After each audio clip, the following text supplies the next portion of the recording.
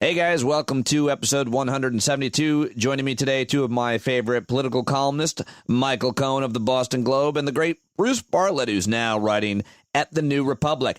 I am Pete Dominick. I'm not a columnist, but I am the host of this podcast. It's time to stand up with me right now.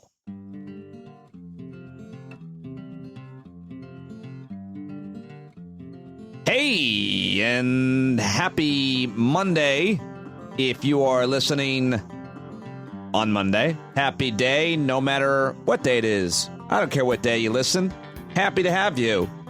Welcome to several new subscribers that joined with paid subscriptions over the last couple of days, over the weekend.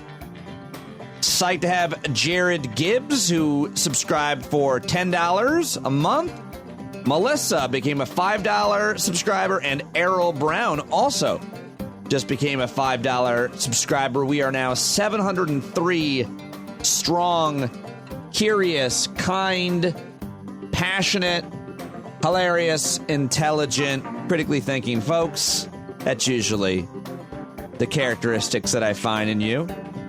And I'm psyched to have all 703 of you subscribing and supporting this independent media venture where I get all of the best experts you can find anywhere in the world to talk about the most important issues that affect you, your family, your community, your planet, your COVID. Every day, every single weekday, 5 days a week, you can hear this podcast. So please consider a paid subscription. Kurt signed up last week and sent me a very nice message where he said, I'm thrilled to be a part of the push to 700. My membership is long overdue. I've been listening to you since you were on Sirius XM, off and on since probably 2008 when you were on Indie with Covino and Rich. And now that you have a podcast, I've listened to every episode on normal speed. How about that? Typically, I fall behind during the week and catch up on the weekends. How dare you, Kurt? No, I love it. I do the same thing with my podcast, listening as I'm out in my lawn. He says, I listen and absorb your expert's knowledge while running, mowing lawn, cleaning, and any other time my mind doesn't have to be multitasking. I credit you as part of my philosophical transformation growing up in rural North Dakota. Everything I knew and learned was skewed by a Republican and conservative mindset. A combination of attending college out of state and finding your program has increased my understanding of the world and how to view it with a moral lens. What I enjoy most about stand-up is the long conversation format. The in-depth conversations are much more insightful and fact-based compared to the typical slanted clickbait sound bites, tweets, or headlines from other news sources. It's hard to ignore parts of an issue when discussing it for 30 to 60 minutes. So keep up the great work. Kurt, welcome to the stand-up community. Thank you for your paid subscription. If you haven't signed up yet, go to the paid subscription link on the show notes or patreon.com/Pete Dominick. A couple more emails I got from folks. Matthew Parige, I think his name is, emailed me at my email is standupwithpete@gmail.com, and he said, why does Pete Dominick shave his head? What razor and shaving cream does Pete Dominick use to shave his head?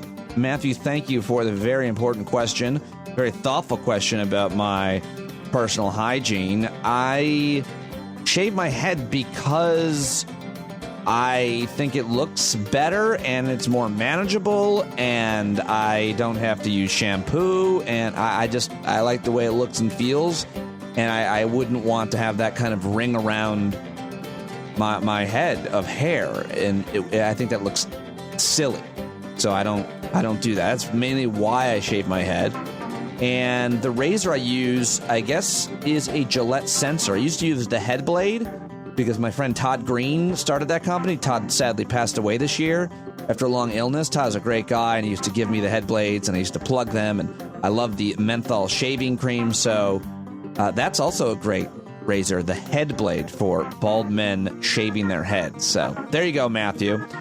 Justin also emailed me and said, I heard on Friday's podcast that you've got some T-shirts now you're looking to sell. I'd like to get one of those from you if I could. I've been listening to your show for a long time.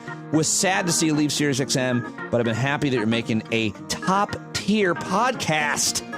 So Justin said, he says, I listen every day. It's been extremely enjoyable. I like to make notes here and there as I listen. Many of your guests have awesome viewpoints and quotes and books, and I like to write them down. Conversations and guests you have on your show are terrific. Keep it up. Let me know how you'd like to handle the purchase of the T-shirt. Well, if you want a T-shirt, just email me at standupwithpete@gmail.com and put T-shirt in the subject, and I will correspond with you as to how to get them to you. I really don't have XLs, I don't think. They're all like large, so I'll probably end up sending a couple T-shirts to everybody who wants one. And I think $20 plus postage, I think I'm going to do. It's a way to unload these T-shirts that SiriusXM gave me, and you can cross out the little tiny SiriusXM on the back and write your favorite quote, or just fuck Steve Bannon, whatever you want. But I think that would be a fun thing to do with these T-shirts, is everybody uses a fabric pen and scribbles out the SiriusXM and writes a saying, a quote, a word, whatever they want, their own name on the back of it, like it's a jersey. Stand Up with Pete Tom T-shirts now available. I've got like hundreds of them, and I would love to sell them as a way to pay for the studio and all the new equipment I had to buy for the studio. I'm in the new Shedio, the D-Fab. Thanks to Nick D. Fabrizio, longtime listener, supporter, subscriber, helped me build this baby. This is the first week.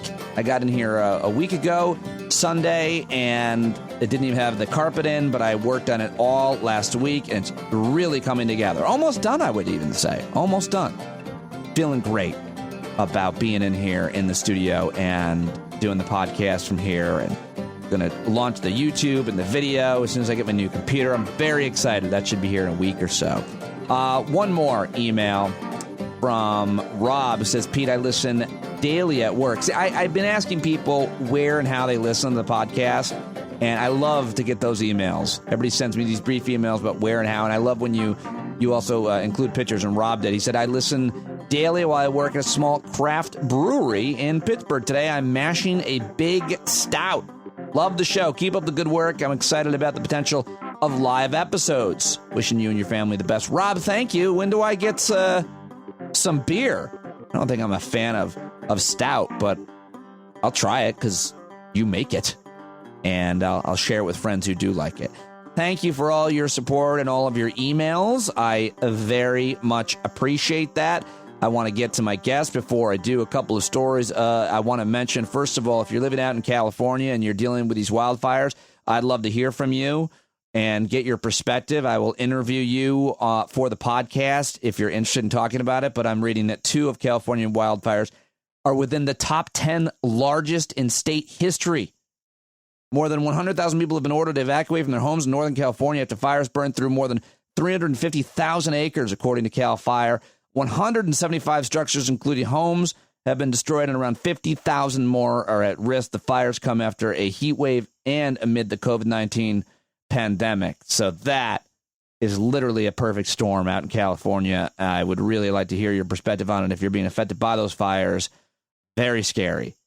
Good news, on Saturday, the House was back in session and passed legislation that would provide $25 billion to the United States Postal Service, and that included 26 Republicans voting for that. The bad news is Mitch McConnell is the Senate Majority Leader, and he tweeted his disapproval minutes after the vote passed. So it looks like it's dead on arrival to the Senate, and the House gets its shot at the Postmaster General this week.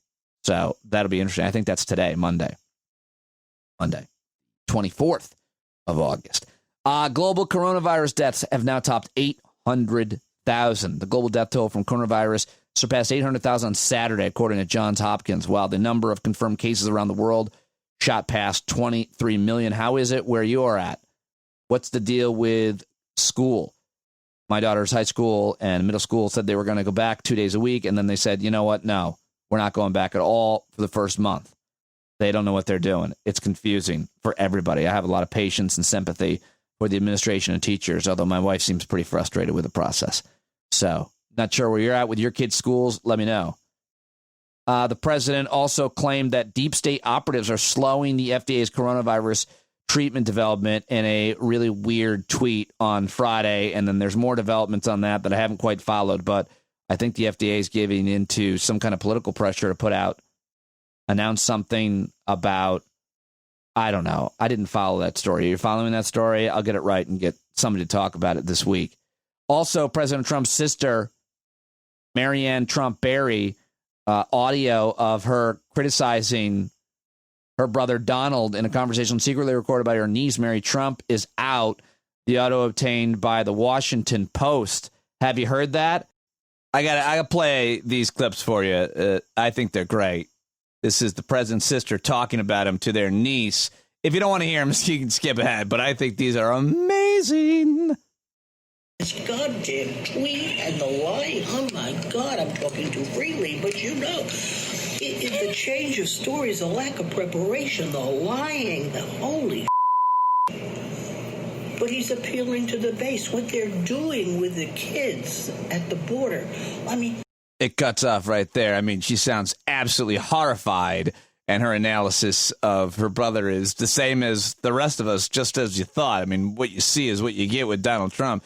Here's more from Marianne Trump talking to her niece, these secret tapes that the Washington Post got. I drove him around New York City to try to get him into college. He ended up in Fordham. I got him in somehow. Before I had any real Catholic roots. Right. But I didn't get him in, but I know he didn't get into college. And he went to Fordham for 1 year, and then he got into University of Pennsylvania. I guess he had somebody take the exams. No way. And he had somebody take his entrance exams? SATs or whatever. Yeah. Oh, Jesus. That's what I believe. I even remember the name. Oh, man. But then he, I mean, that's how much but now when he does stories, he never mentions Fordham. Of course not. Oh, my God. No, he went to the work school, which also isn't true. He didn't go. He went to the University of Pennsylvania. Went to University of Pennsylvania. And took a couple of classes, I guess. Oh, that's insane. But that's him. So, and I did his homework for him. I mean... Okay, in this next clip, Marianne Trump talks about the time she warned her brother for ever trying to take credit for her success. She explains it and talks about what she said to him. This is real good stuff. Very Trumpish. He once tried to take credit for me. Well, where would you be without me? I said, you say that one more time, I will level you.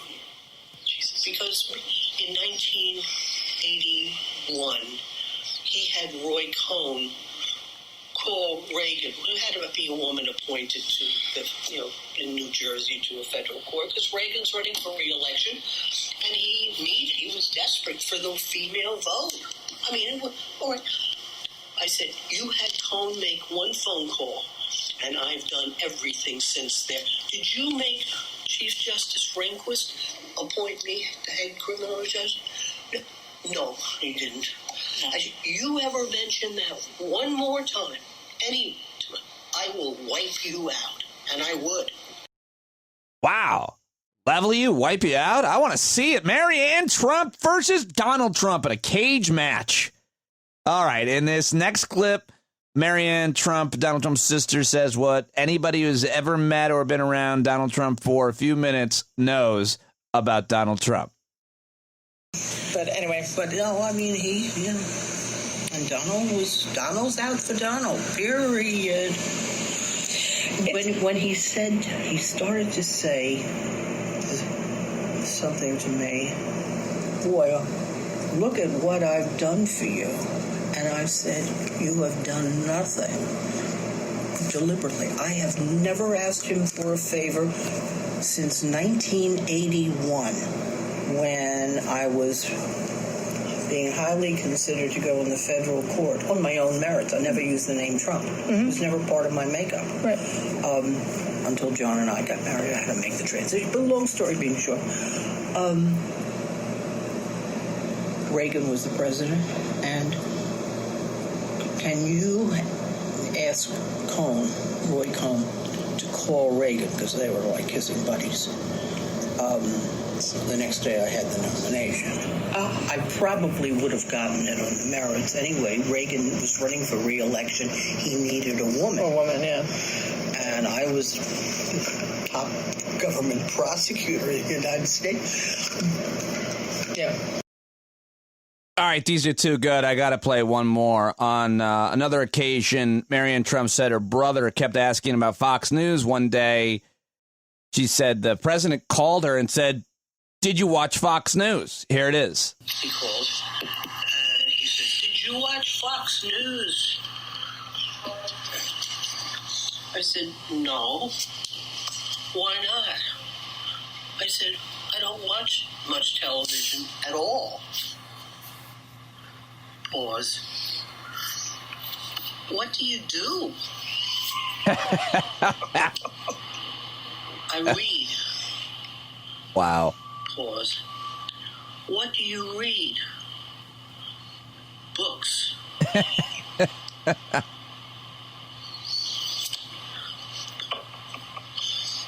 "You don't watch Fox?" Wow. That is the president's own sister saying what we all think about him already.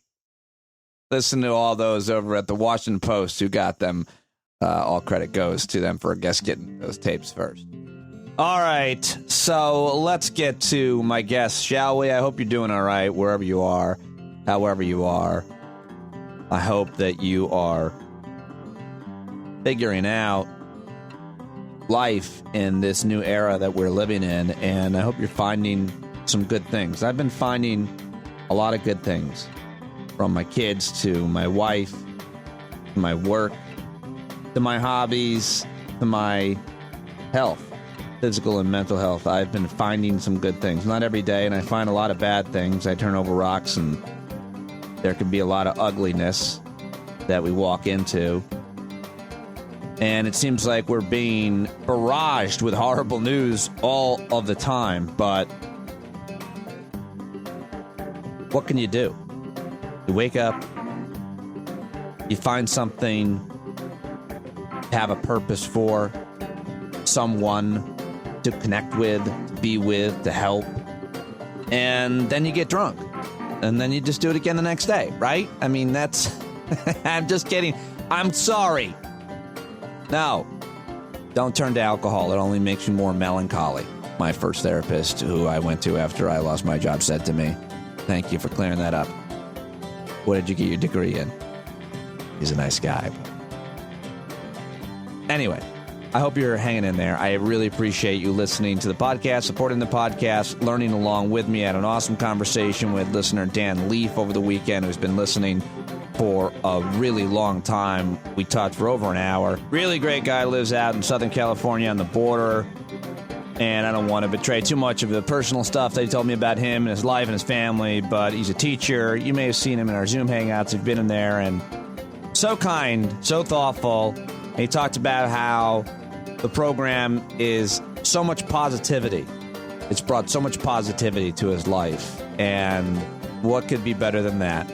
Dan, thank you. Thank all of you for supporting me, for listening to the podcast. Here's my conversation with Bruce Bartlett of the New Republic, who is an expert in all kinds of financial and tax and economic issues, as well as just about everything, because he's been around the block. We love Bruce Bartlett. He's on Twitter at Bruce Bartlett. Here it is right now.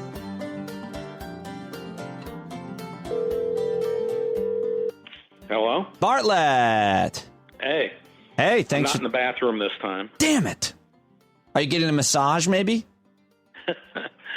No such luck. Oh, thank you for doing this. Appreciate it. I'm looking at 3 of your pieces. Socialism is as American as apple pie, the Eisenhower era one, and the Political Consultants one from USA Today. Am I missing anything? Okay. Am I missing anything recent? No, those are the last 3 things I've written. And the Political Consultant one is USA Today, the other are New Republic. Right. Got it. All right. Did you watch the DNC? I'm recording. You ready to rock? Yeah, sure. No, I didn't watch it. Why would I want to? I mean, I've made up my mind who I'm voting for. What do I need to watch that stuff for? It's only of interest to the extent that it may impact on the election, but I don't think it will. I don't think the Republican convention will either. It's just for the faithful. It's like going to a church service or something. You're not really going to hear anything you didn't expect. You just do it to, I guess, revive your enthusiasm or something. In the past, did the conventions matter that much? They always talk about the convention bump. Yeah, sure. Because back in the day, you only had, 3 television networks, and you didn't have cable, and they would devote, 3 hours every night for, 3 or 4 nights to these conventions. And so there were infomercials that were practically impossible to avoid because they preempted all the other programming. And you didn't even have VCRs in those days to watch something else. So people were forced to watch these things. And also, in previous years, there were contests. You did not know going into the convention who the nominee was going to be. Right. And you had a lot of maneuvering that was, quite interesting up to a point. Oftentimes you didn't know who the vice president was going to be until the convention. And there were sometimes contests about that. I mean, I'm old enough to remember there was some discussion about Jerry Ford being Reagan's vice president in 1980. There were a lot of questions about who his running mate would be that weren't answered until the convention itself. And 1976 was a contested convention. Right. There was some doubt as to whether Ford or Reagan would get the nomination. So, in the not too distant past, these things mattered, both politically and substantively. If you didn't watch the DNC over those 4 nights this past week, what did you watch? Well, these days I watch a lot of Netflix and Amazon Prime. Yeah, you got There's not much on the regular channels, Any recommendations? Not off the top of my head. Yeah, I think it's probably the strongest one the Democrats could put together, given the resources that the party has available. And I think Biden is harmless. I think that's the way he comes across to people: fatherly, concerned about your well-being. I don't think his views on the issues really matter in the slightest. In the end of the day, he'll win because he's not Trump. Well, and I think everything that he can do to emphasize that he's not Trump, especially stylistically, I think, is all to the good. And I think that Kamala adds a lot of energy to the ticket. I think we're going to see a lot of her on the campaign trail, whereas I think Biden is probably going to stay in the background, running sort of a old-fashioned front porch campaign like they used to do back in the 19th century. I mean, McKinley never left Ohio. He stayed literally on his front porch and allowed his surrogates to do his campaigning for him. I heard he did a lot of Zoom meetings, and he never left home. McKinley, known for virtual. Let me ask you though. You say Biden is harmless, but that takes me to one of several of your pieces that I wanted to discuss with you today. This one at the New Republic, titled "Socialism is as American as Apple Pie." The ideology that Republicans love to hate is woven through the fabric of the country. You say Joe Biden is harmless, but he will be painted as a radical socialist. Well, that's correct. That is the Republican plan. It's been the Republican plan for several years. You've got at least 3 or 4 screeds out there by Republican idiots like Dinesh D'Souza, basically saying everything the Democrats want to do is what the Nazis did and the communists did. And if you want to die in a gulag, vote Democratic.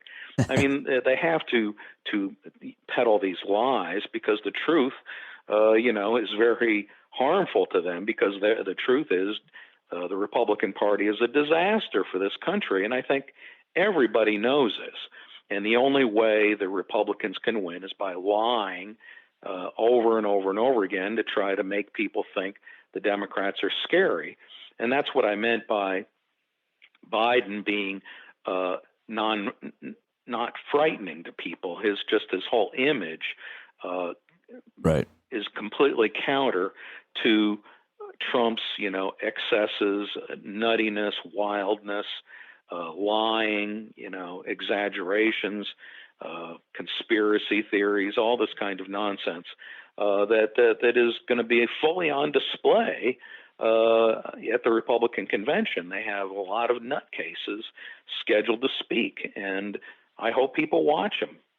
Talk to me, though, about this idea of demonizing Democrats with the label of socialism, and give me a little historical perspective. This is a really great piece at the New Republic talking about when and how this type of labeling, framing, demagoguing, fear-mongering has occurred. And you're seeing it now, of course, with people like Senator Tom Cotton, of course, Trump saying it all the time. But Republicans always point to Austrian economist named F.A. Hayek, who was critical of the welfare state and said it inevitably that socialism led to tyranny in his famous book, The Road to Serfdom. Why was he wrong? Well, you have to remember, he wrote this book in 1944 in the midst of World War II, when it was a plausible argument. You had, socialist countries like the Soviet Union and Nazi Germany, fascist Italy, that were, destroying, human liberty and prosperity in using various types of socialism. And he was concerned seeing the growth of socialist ideas, especially in Britain, where he was living at the time. And he saw that it was the slippery slope argument. He saw Western democracies that appeared to be moving in the direction of these totalitarian countries, at least on economic policy. And he was sounding a warning that was not altogether unreasonable at the time. The problem is that it was a purely theoretical argument, and everything that has happened since 1945 is a contradiction. There's no evidence that welfare states, democratic socialist states, become totalitarian. There's not a single case in the entire world and in history of that happening.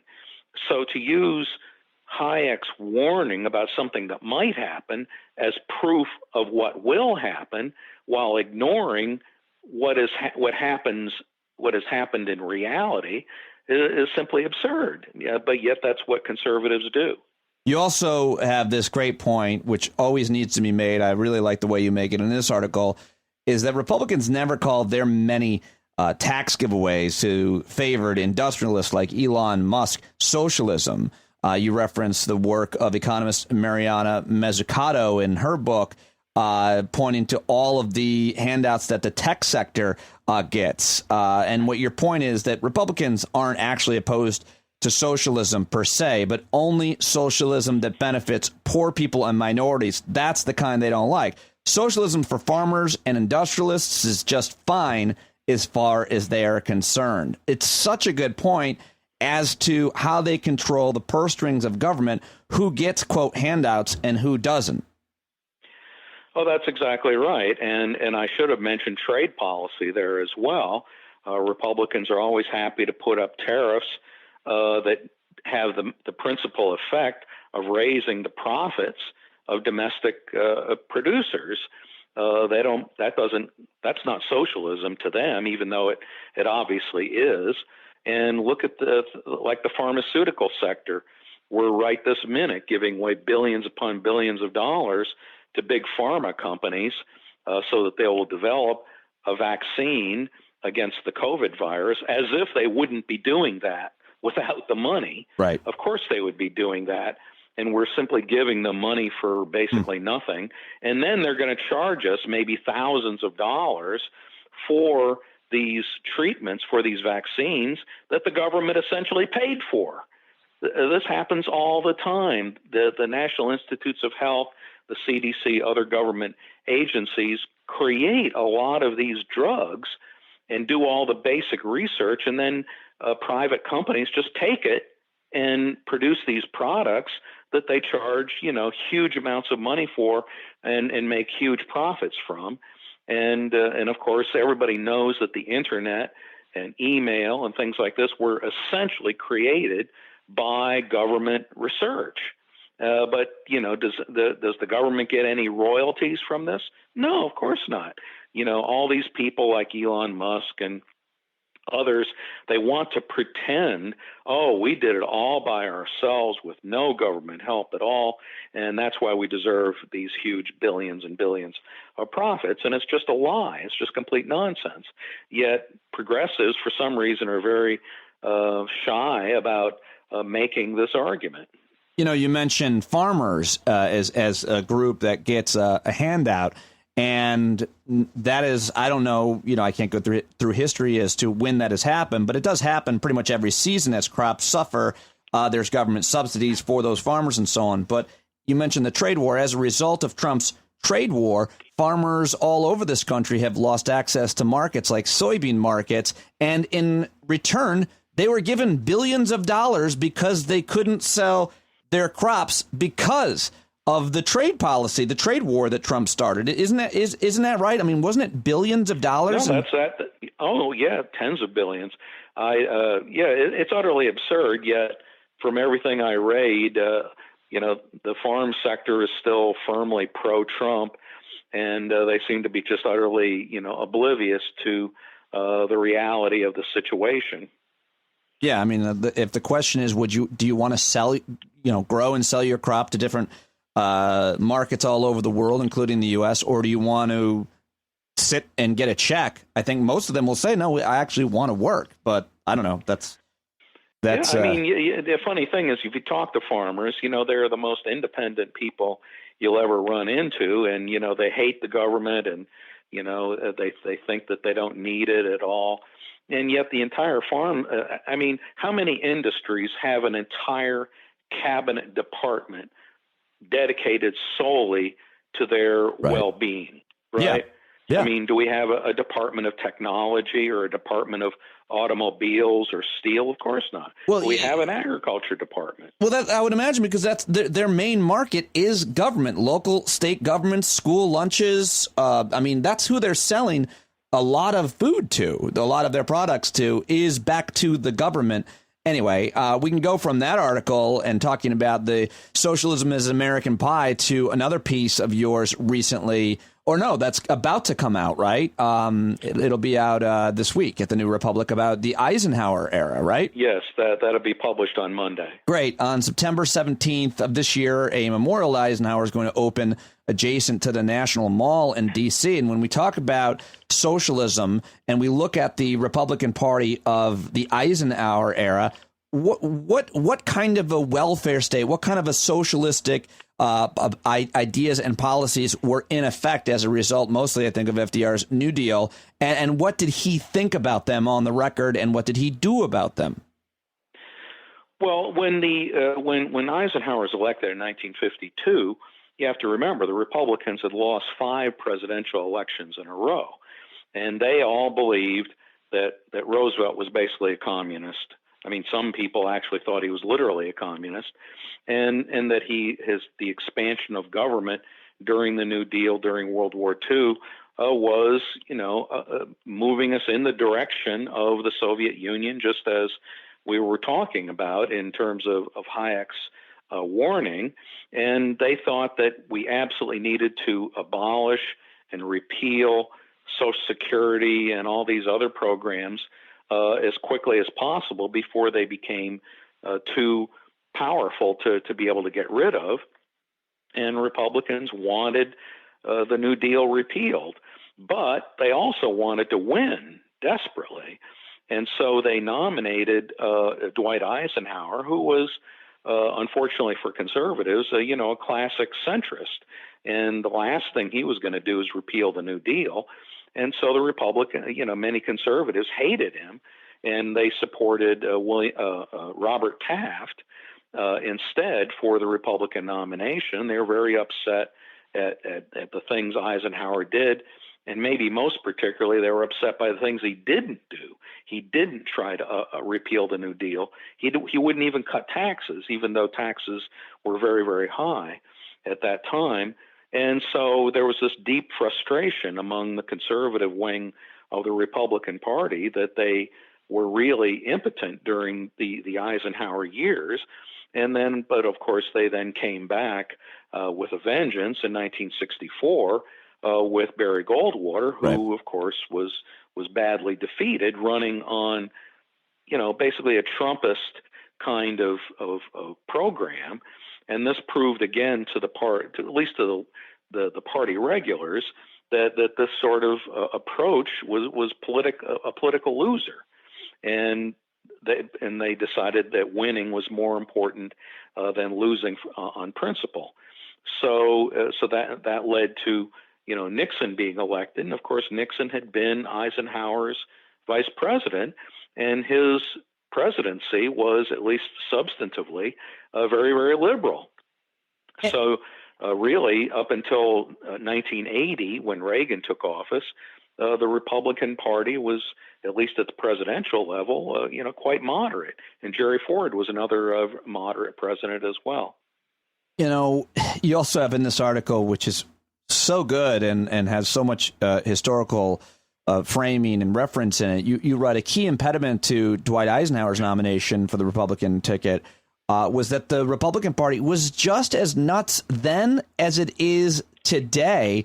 And you list all kinds of a number of statements from the platform's depiction of Democrats, and it could be today. I mean, maybe we can go through a couple of these, but overall, how did they frame or talk about the Democratic Party then at the time of Eisenhower's nomination? How does it compare to now? Well, it's very similar substantively. Obviously, the issues were different, but in 1952, it's easy to find. Just look up 1952 Republican platform. You can read through it and see how right wing it was, because it was written by, not by Eisenhower. It was written before Eisenhower was nominated. And you had, remember, Joe McCarthy was a very powerful force in the Republican Party, and it was widely believed that we were losing the Cold War. China had just gone communist in 1949. The Soviet Union took over Eastern Europe in the previous few years. So there was a lot of reasons Republicans believed that this was a result of Democrats' policies, that, right, Roosevelt and Truman had been soft on communism. And let's not forget, you had the atom bomb scandal, with the Rosenbergs, who, and others who stole the secrets for how to make atomic weapons. There were lots of reasons why right-wingers in those days were very, very, obsessed, and they actually had more reason to be than the Trump wing of the party does today. Right. But I mean, it seems like they just, this is politics and it's media, but just watering things down to just the simplest of words and binaries. As I was reading this article, I was thinking, how often people call me a socialist, or people use that as a shorthand insult. And I was thinking, I wonder if they know what that even means. And you include a definition of socialism in the earlier piece that we were referring to. But basically, it is here it is. According to the dictionary, socialism means that the government owns all of the means of production. And you're right. And Republicans are right that this system doesn't work very well. But absolutely, I'll do an impression of Bartlett. But absolutely no one is advocating that. How did I do? I mean, that's the truth. No one's actually saying that. No one's saying that they want the government to own all of the means of production. Yeah, the only thing, go on to the website of, say, the Democratic Socialists of America or any actual socialist organization. You will not find any references to government ownership of the means of production. They just want slightly higher taxes, slightly higher, welfare benefits, maybe national health insurance or something like this. I mean, these are policies that have been in existence in Western Europe, since World War II. And yet nobody thinks that France or Germany or Denmark or Britain are socialist hellholes. But that's all we want, or that's all the socialists want.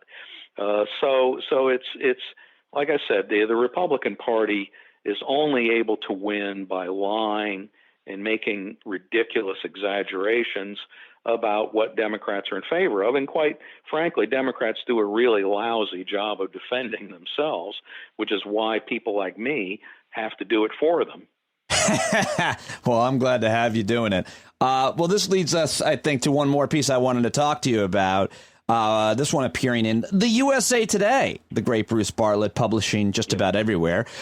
This is about political consultants, and it's titled "Political Consultants Could Be Best Hope for Defeating Trumpism in the Republican Party. History suggests Republicans may have to lose 5 presidential elections in a row before the forces of moderation, revisionism, and pragmatism prevail." You reference Stuart Stevens' new book, a prominent Republican consultant who seems to be involved in almost every major Republican campaign in the last generation.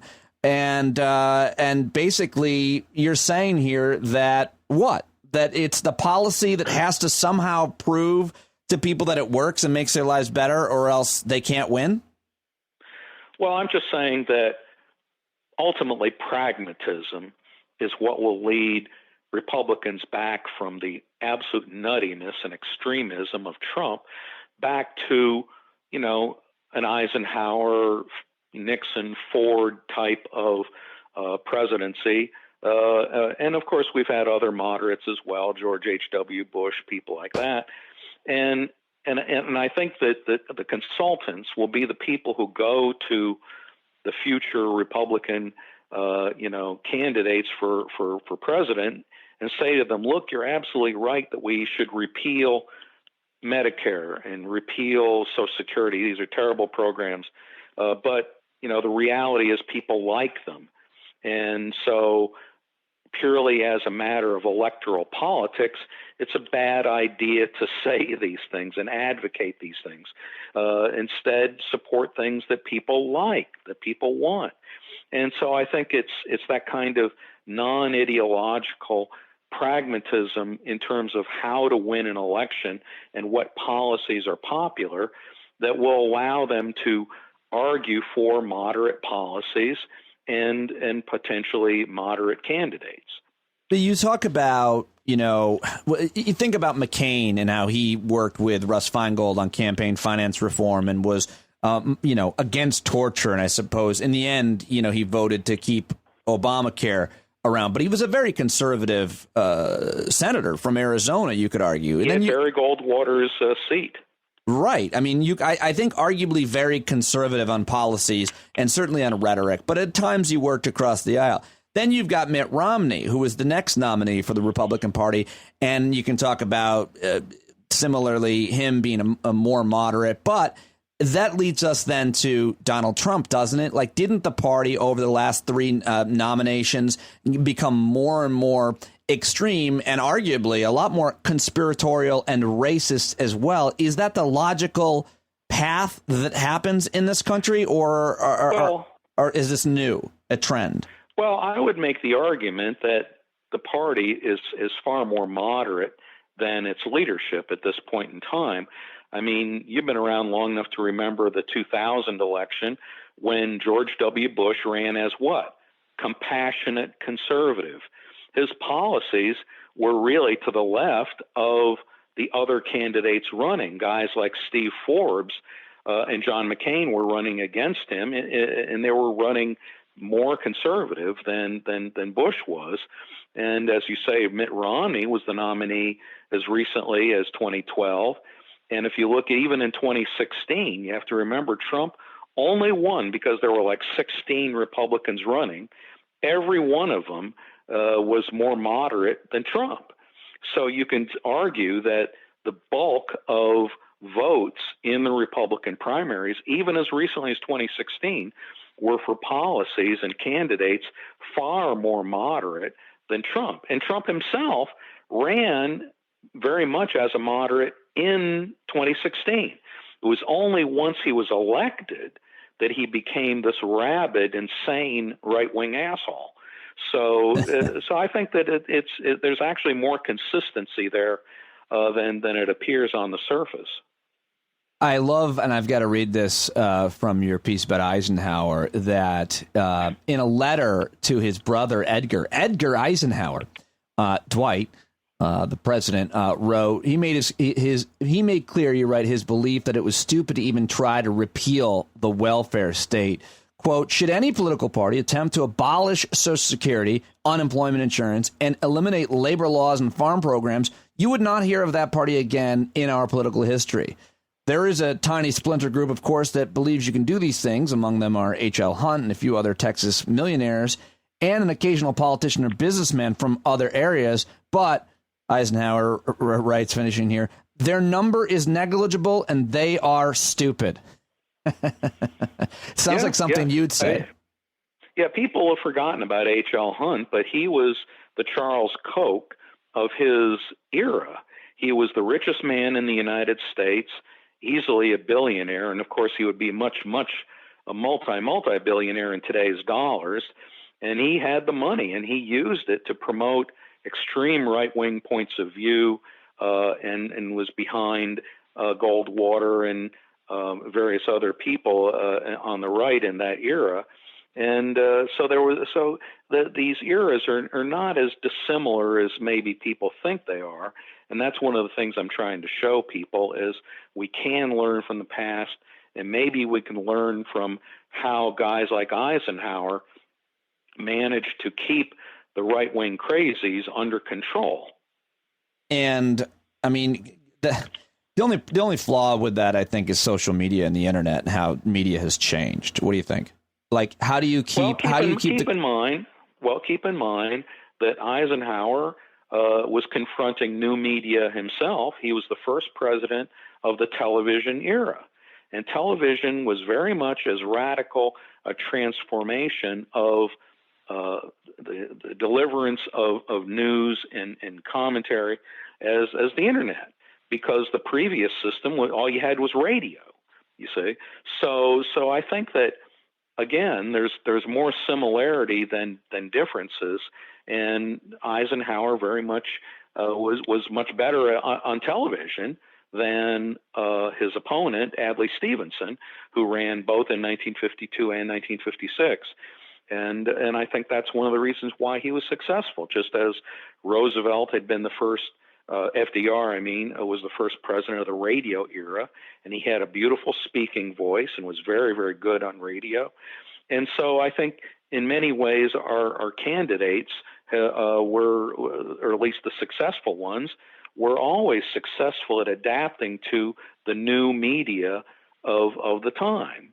And I think, frankly, Trump is a master of Twitter, and I think that that's a big part of his success, even though it's a double-edged sword, of course. Right. He says incredibly stupid things, but for some reason they're just rain off a duck's back. Let me just ask you about this controversy over the post office. Have you taken a look at it? Are you concerned about what's happening, or are Democrats using this and making too big of a deal over it? I can't tell substantively. I just don't know. Certainly it seems a lot of the actions of this guy who runs the post office are very, very suspicious. And the fact that Trump has been very public in denigrating the post office and making utterly ridiculous and absurd statements about mail-in voting, which frankly helps Republicans probably more than Democrats, because they tend to represent rural areas. Right. And so a lot more of their voters are probably going to be voting by mail than Democrats. On the other hand, the COVID virus is going to probably make voting in person a lot harder this season. It's harder. Who would want to be a poll watcher, an election official, sitting there at a table with hundreds and hundreds of people, maybe many without masks, because that's an infringement on their liberty, coming through and maybe spreading diseases. So it's a challenge. It would be a challenge even if we had competent leadership. Right. But under the gross incompetence and stupidity of Trump, not to mention his corruption and malevolence, it could really be a disaster. But I think Trump in his heart knows he can only win by cheating, and he's hoping. I mean, here's what I think he's hoping for: is that the votes that are counted on election day, election night, will be ambivalent, maybe even showing him winning, and then it will take days and maybe weeks for the mail-in votes to be counted, and by then, Biden may be pushed over the top, but Trump will muddy the waters so much that he may be able to make a claim to the presidency, or at least delegitimize Biden's victory. And who knows what will happen in the Electoral College and things of that sort. I think that scenario, the way you just explained it, is unfortunately very possible. So that's why, number one, young people. Well, keep in mind that if Trump, this may come down to literally whether the Chief Justice of the United States is willing to administer the oath of office to Trump or to Biden. And if he doesn't administer it to anybody, who becomes president at noon on January 20? Nance. That's right, Nancy Pelosi. Under existing law, the Speaker of the House automatically becomes president if there is no president or vice president. And so that will be, an interesting scenario. I mean, I don't really want to live through it, but it will definitely be interesting. Yeah, and I think it's possible. Unfortunately, young people should consider being poll watchers themselves, working at the polls, because there's nothing else for you to do, and everybody should get out and make sure that they vote. Hopefully, the pandemic, it's possible. Maybe it won't be as bad then, but it seems like all the experts are predicting with the confluence of flu season and us being inside more and a bunch of people being stupid that it's inevitable. But maybe, just maybe, it won't be. And people will not be afraid to go out and vote. Okay. Yeah, maybe I'll win the lottery. Bruce Bartlett, read him at the New Republic, read him at the USA Today, follow him on Twitter. Always a pleasure, sir. I really appreciate it. All right, thanks. Yeah, the great Bruce Bartlett on Twitter, at Bruce Bartlett. Always great talking to him. Subscribe to the New Republic magazine, where he is now writing. Get all of his books. Let him know you heard him here. Another one of my favorite political columnists is Michael Cohen. That's unfortunately his real actual name. Michael Cohen joins me fairly regularly here on the podcast. He's a columnist at the Boston Globe. He's an author of a couple of really great books that you should get. And you should follow him on Twitter at SpeechBoy71. We talked about his most recent columns at the Boston Globe. Here's my conversation with Michael Cohen right now. Clusterfuck 2020 coming up next week. Now joining me, Boston Globe columnist Michael Cohen, to talk about it. Oh, man, I didn't think the DNC was going to be much good. It was awesome from what I saw. Pretty good.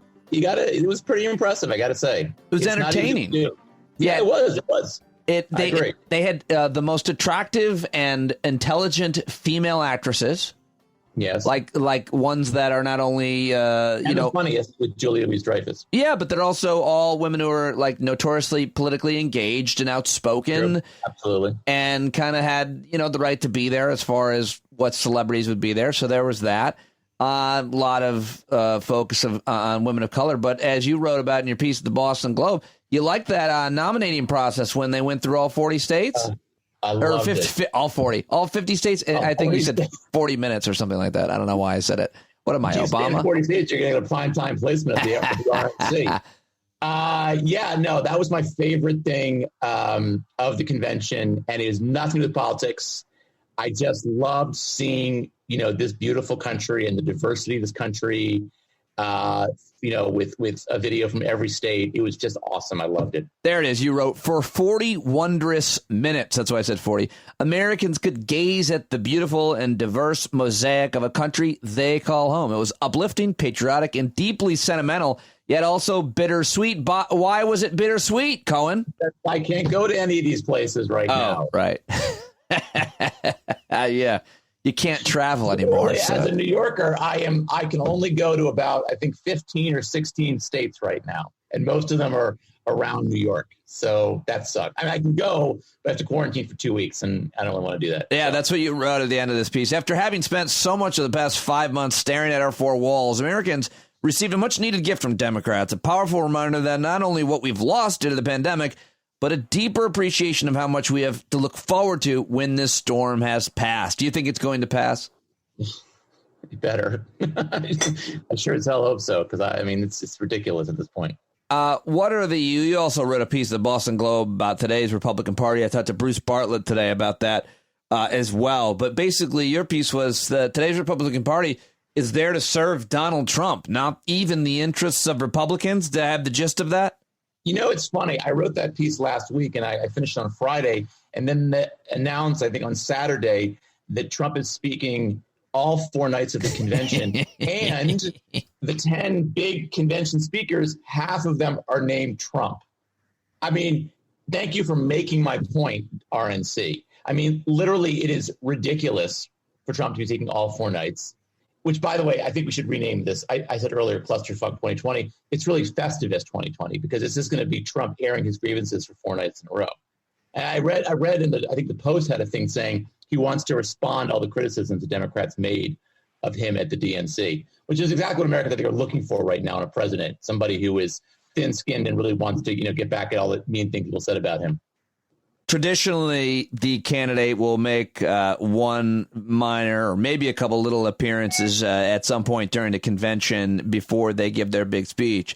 Exactly. But Trump is going to speak every single night because he knows that the RNC is going to be broadcast in prime time. And some journalists are grappling with whether or not that networks should air it because of, the president's going to be up there every night going, everybody should drink a bottle of ammonia before they go to bed. And networks are like, should we carry that, or should we cut that out? Tough call. I got to say, my view of it is that if the RNC got to cover it, and you got to give Republicans their due. But at the same time, if you're telling people, that mail-in voting is fraud-ridden and it's going to lead to a free election, I mean, that's a lie, and it's not a good thing to be putting it out there in the airways. I'd rather let him say it and then have the network break in and say the president's lying. That's not true. But I think what's going to happen, though, I think that Orwellian is the word that's going to be described what's happening in 4 days, because basically the Republicans are going to deny, what has happened with coronavirus, deny that things are going badly. They're going to this argument I keep hearing from Trump that things are going so well. I mean, what country does he live in that things are going well? Right. I think that's what you're going to hear. So it's going to be a lot about Orwellian style lying about the state of the country. You tweeted about that, I think today, or something about a poll where the question was, are you better off now than you were 4 years ago? And 75% of Republicans answered yes, or something like that. Do I have that right? What is wrong with people? I mean, and I saw somewhere earlier that a majority of Republicans say that the deaths from COVID-19 are acceptable. These people who basically had a hissy fit because 4 people died in Benghazi, right? 170,000 Americans have died, and a majority of Republicans think that's okay, acceptable, a reasonable price to pay. It's as if none of their loved ones have died, or that they didn't think. I'm sure some of them have, and yet it's almost as if allegiance trumps everything else. I mean, it's a sick party. It's a very sick Republican Party right now, and I don't know how to describe it than that. And the fact that that you have this convention, which basically should be just stroking Trump's ego for 4 nights, just shows you how far the party has fallen. I mean, this is not a party that is a real political party. It is a group, an organization devoted to the veneration of Donald Trump, and that is just a pathetic evolution for the Republican Party. That's where we are right now. What do you make this week, Michael, of Steve Bannon and all of the drama around his arrest on a yacht for bilking Trump supporters to build a private border wall, taking their money? By the way, you can give your money to webuildthewall.us. Did you hear that Martha McSally, by the way, is running for Senate in Arizona? Yeah. She has people fast in order to contribute money to her campaign. Yes, I'm trying to find the exact quote because you also shared that. Suggests to her supporters that they, quote, fast a meal to give her campaign the money they saved from fasting. That's a tough call. I got to say one thing on Bannon, okay? Yeah. And I think we don't give enough credit to the 2020 writers' room in what they have come up with, in the plot lines they keep coming up with, because this might be some of their best work. Steve Bannon, arrested the week before the RNC on a $1 million yacht, multi-million-dollar yacht. I mean, this is just great, juicy drama. So Twitter's room, great job, guys. Keep it up, please. What does that mean for, the Department of Justice or SDNY? I mean, that does give you a little bit of faith that they're still able to prosecute, some of Trump's associates, at least. I mean, in seriousness, I think it raises a question of why did Bill Barr want to get rid of the head of the SDNY? Why did he push Jeff Berman out? And look, we don't know the reason. And certainly this case, you can imagine has something to do with it. Because the thing about this Build the Wall group, it wasn't just Steve Bannon. It was like Chris Kobach. It was an organization that got a lot of positive endorsements from Republican leaders, from the White House, from apparently President Trump. I mean, so this is not just like something just appeared. Like, this is a group that actually had some deep connections to the GOP. So I think it's a major embarrassment. Of course, look, we've hit this point now where it's impossible to keep up with the number of scandals and issues that come up. And I think this is one more example of it. I mean, it's like trying to drink from the water hose. You cannot keep track of. I'll just tell you a funny story. I was writing something about this weekend about Trump and seeking, electoral assistance from China. And I remembered that it was I think sometime during the impeachment, there'd been a story about Trump apparently asking the Chinese for help with the reelection. And I Googled it, and then I was reminded that, actually, that was in John Bolton's book from 2 months ago that I'd forgotten about, because it was just one of those stories that we all like what the ever-loving fuck, and then all of a sudden it's like, what's the next story to go? What the ever-loving fuck about? I mean, that's kind of where things are when it comes to covering the White House. You cannot keep track of all the outrages, and they're daily. Yeah, there's no kind or type of ethics violation or crime that he hasn't actually committed in actual daylight. Like, by the way, to that point, they're going to hold this RNC. They're going to actually have a speech at the White House, which is a violation of the Hatch Act. And relax. Let him have it at the White House. You're probably upset with what Melania did with the Rose Garden, too. Choose your battles. No. You're probably mad that she took out cherry trees that had been there for years. I don't care about the Rose Garden. I really don't. I do. I'm actually pretty pissed about that. This is why it's important. I mean, there's a quote in the Post today, I think it was Post at Times, from some White House officials saying they don't care about violating the Hatch Act. They just think it's stupid to even worry about it. Like, that just shows you the level of law breaking and norm breaking that exists in this White House. It's not a minor thing. It's a major thing. Well, I don't know if this is a violation of the Hatch Act or even if it's an ethics violation. I was reading some constitutional scholar splitting hairs about it. But when Trump announced this week that people should not buy Goodyear tires, it wasn't a new low. Somebody at the Daily Beast actually aggregated all of the different private companies and individuals that he had disparaged, like American companies. And at a time, by the way, where he's trying to make America great again and manufacture items in America, he actually goes after an American manufacturer, Goodyear, in Ohio, in a swing state. What did you make of that? That he's an idiot. I mean, look, he saw it on Fox. He's on Fox and Friends, and he tweets it out. No, doesn't think about a good. doesn't even probably know. Goodyear's in Akron. It's an American company. A lot of American workers work for Goodyear. Talking about a boycott is an unbelievably stupid thing to do. But that's just Tuesday in Trump's America. Not to mention that he gave this whole speech about cancel culture and then basically said in his tweet, "Two can play at this game. Cancel Goodyear." Yeah, exactly. I mean, the cancel culture thing. It's like. Well, this is both sides play this game, right? We love cancel culture when it's, the other side being canceled, but it's our side being canceled or somebody we think it should be canceled. It's a different story altogether. I'm not even buying this whole cancel culture thing very much.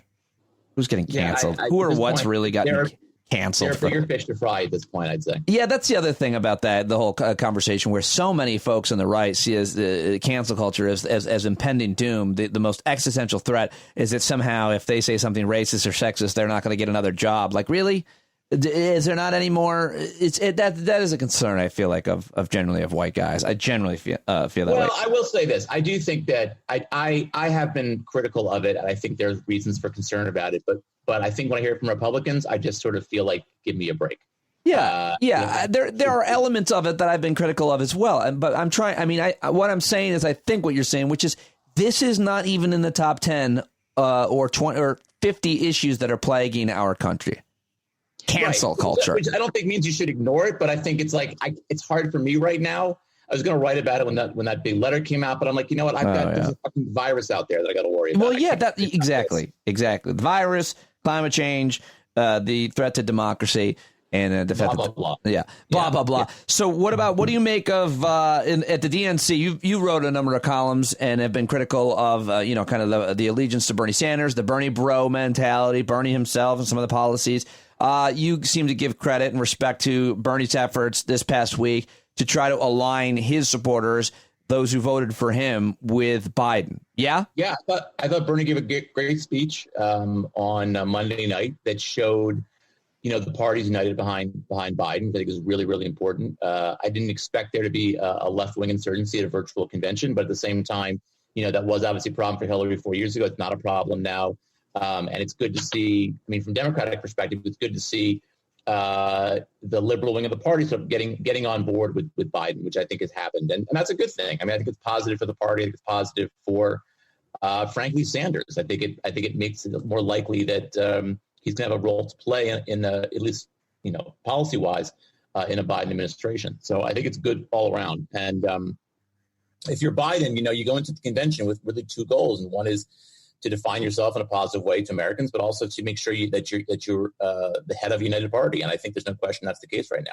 Look, part of that is Trump, right? And if Biden wins and, Democrats control Congress, there's going to be lots of fights next year. But I do think that there's a lot more consensus within the party than, any time in recent memory. And that's a big deal. What do you make of and how concerned are you about all the hijinks and shenanigans at the United States Post Office, Michael? I have sort of a little bit of a counterintuitive view. The big picture on this is that Trump should be impeached for this. And I mean that sincerely. To basically what appears to be a concerted effort on the part of his administration to undermine the Post Office, an organization that, by the way, is, delineated, its role delineated in the Constitution is pretty awful. And people are suffering because of this. Not mind you, the voting. But I think that from a voting perspective, I think what you're going to see is I think a little bit of what happened in Wisconsin in April. If you remember that, this was in April when the pandemic was really raging. There was a Supreme Court race there, and Republicans insisted that people had to go to the polls and vote. They couldn't do mail-in voting. And, everyone thought Republicans were going to win, and Democrats, crushed in that race. And I think, there's so much animosity out there towards Trump that I think people will do whatever they have to do. And I think if they feel as though their vote is not going to be counted by mail, which I don't think, by the way, is really going to happen. I think if you vote early enough, you're going to be fine. But I think a lot of people are going to say, I'm going to go to the polls. And I think like all of this kind of stuff, all of the attack on the post office, all of these kind of this it's kind of died down now with the birther attacks on Kamala Harris. Yeah. I think all of that only encourages Democrats to vote. And I think that's the kind of thing where I think Trump in a weird way is playing in Democrats' hands by raising these kinds of controversies. So I do. Look, it does worry me that people aren't getting their medicines in the mail. Yeah. You know, that baby chickens are dying because they're not getting delivered. Yeah. Like that is worrisome. Yeah, People right rely on mail in this country, and it's pretty awful that it's not being delivered because the president wants to win re-election. A lot of people are saying that the president overshot on this one and that it's going to backfire, and that you saw 26 Republicans vote for the bailout or for the funding for the post office in the House is now going to come up in the Senate, where Mitch McConnell said it's DOA, dead on arrival. But I don't know, the American people are not concerned with the post office. That's what I want to hear. But the point is, a lot of people, regardless of their political persuasion, like their mail. They like their mail person. They don't see it as political. They're not engaging in the whole privatize the postal system, and therefore a lot of Republicans are getting a lot of phone calls and a lot of complaints from their constituents, and this could be bad for them. Yeah, and I think also, the House passed this bill. 26 Republicans, as you said, voted for it. Mitch McConnell probably won't even take it up in the Senate. And that just gives a political issue for Democrats to run against incumbent Republicans. I mean, if I'm Teresa Greenfield in Iowa, or I'm Steve Bullock in Montana, or Cal Cunningham in South Carolina, I mean, I'm going to make a big issue out about this. Why aren't the Republican incumbents they're running against, why aren't they demanding that Mitch McConnell bring this bill to the floor? In places like Iowa and Montana, rural communities, they rely on the mail. So I think they've handed the Democrats a political issue, and I think it's, not a smart play on their part. Mail is for Democrats and liberals. I mean, when was the last time you licked a stamp? Well, let's be honest. Okay, let me ask you about this week. Another, talk about the fire hose of news. The Senate Intel Committee put out their final report on Russian interference. I didn't read nearly as much about it as I'd like to. It's like an 1,000-page report. I talked to a couple of people who did know about it, but I definitely wanted to get your take on it because I know you wrote about this as well, and I think it's just such an important issue that the that Russia interfered in our election, and that Senate Republicans even now have basically admitted it. What did we learn, and what is your take on how big of a deal this is? So, for 4 years, I guess for 3 years or however long it's been, Trump has been saying there's no collusion. And the thing is, what the Senate Intelligence Committee report determined was that Paul Manafort, who was the campaign chairman, for Trump, campaign manager for Trump, basically, and this is an extraordinary thing, he basically handed over confidential information, polling information, to the Russians at the same time the Russians were actively interfering in the election. And he did this because it was to pay off a multi-million-dollar debt that he owed to a Russian oligarch. I mean, you couldn't write this stuff in a he owed like $12 million in the polling information that he handed over. My understanding is, and maybe this is wrong, but he handed over, it was important polling information, which basically said, here are the areas in the country where we think we can win, where we think, Democrats are vulnerable. And therefore, target your Facebook bullshit, target your bots at people that live in these areas, stir up trouble in these areas. Here's the information, something like that. You don't know that that's how it was used, but it certainly seems suspicious, doesn't it? I mean, it certainly seems as though why hand over polling information like that? But I think it's also interesting that Manafort was basically, and the report kind of makes this clear, was basically a Russian intelligence asset. That he was working for this Russian oligarch. I can never pronounce his name properly. Their speaker, I think his name is I can't pronounce his name. Sorry. Darapik Kalimnik. Darapisk Kalimnik. Kalimnik? No. Kalimnik is the intelligence agent. The oligarch is named Oleg. Oleg Deripaska. Thank you. Yes. But that he was working on behalf of Deripaska around the world to support candidates who were, friendly with the Russian government. I mean, he basically in other countries running anybody who is pro-Russia in other countries, he's working with those candidates. Well, the Russians would see as a person they want to get elected. So Manafort is basically a Russian intelligence asset. For them because he owed them money, and this was his way of getting. Money. Yeah, it was completely compromised. And he was the campaign manager for Trump. Now that is collusion. Okay. The second thing that the report point out, which we kind of already knew, which was that they actively were seeking within the campaign to get information about when the WikiLeaks hacks were coming out, and they were encouraging it, and that Trump lied about this to Mueller when he testified. So you have I think, just a blatant example of collusion. But also you have, I think the president lied under oath to special counsel. Not that anyone cares because, lying is sort of endemic with this guy, but they should care. He basically lied about this to Mueller. And it also raises questions, I hate to say this, about Bob Mueller and why the hell he didn't try to get Trump under oath to testify. I just think that is, to get him to sit down for an interview. He answered written questions. But to not have him, cross-examined, not having him questioned by the special counsel's office, I think is a huge mistake and speaks to, I hate to say this, but I think the pretty crappy way, that's not the way when I use, the naive way in which Mueller ran his investigation. And, I think had he run it more competently, had he run it with a little more political savvy, we'd be in a little better position, a better sense of exactly what happened with Russia during that 2016 campaign. It's a terrible shame. It is. It's a terrible shame that investigation turned out the way it turned out, and that it was interpreted by the Attorney General Bill Barr, and then therefore by a lot of the media. Yes. That's a terrible shame. But I will point out one thing, which is consistently forgotten, and that is that Mueller detailed 10 different incidents of Trump obstructing justice, which is a felony. And, hopefully, I would say God willing, but, just hopefully that in a Biden administration, that those crimes are prosecuted because the president of the United States committing obstruction of justice as blatantly as Trump did should be prosecuted, in my view. I don't have a lot of confidence it's going to happen, but it should. And I also just would add that, I think that, so in that sense, I think you got to give Mueller some credit because he laid it out there. Congress just choose not to do anything with it. And, I give a lot of credit to Democrats for impeaching Trump, but they didn't even involve the Russia stuff at all. Right. And I always make this argument, people forget this, that before the Ukraine revelations, more than half the Democratic caucus was calling for impeachment hearings over the Mueller report. Right. But still, it wasn't enough for Nancy Pelosi, at least, to feel like she had the political support to do it.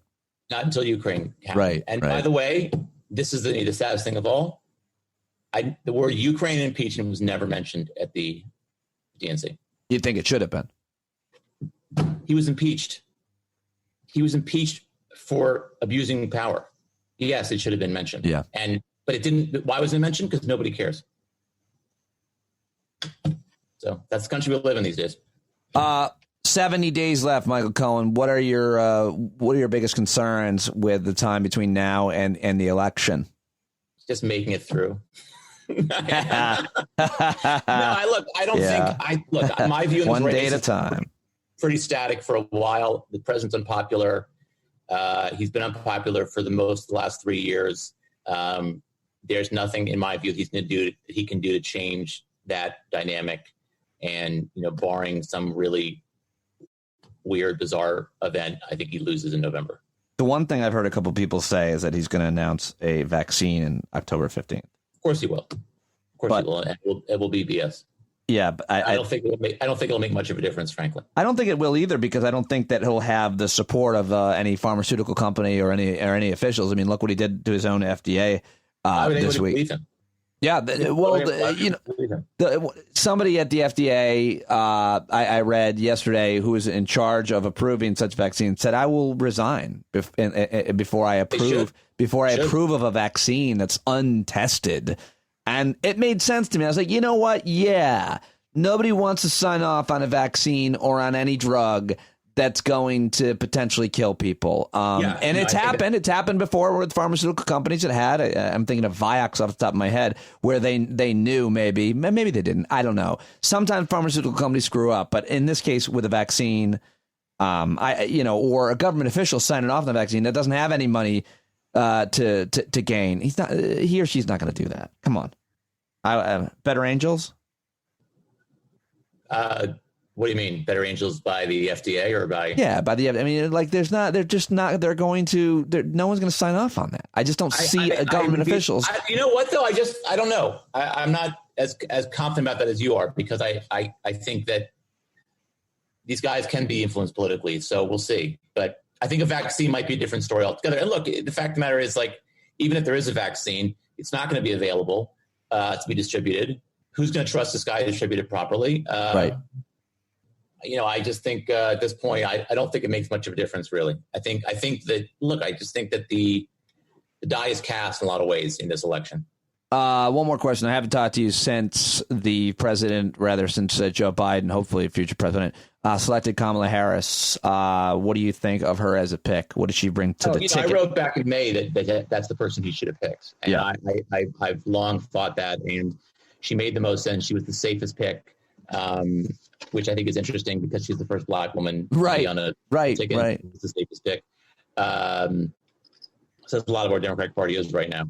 But no, I think it was a smart move. She's clearly the best politician. I will say one thing.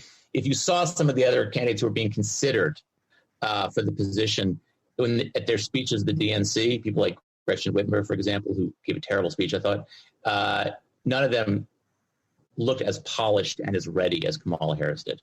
Kamala Harris, sorry, I keep mispronouncing your name. Kamala Harris. So I think it's the right pick. And I think, look, she's a front runner for 2024, and that's the sort of subtext for the pick. All right, pal. I love talking to you.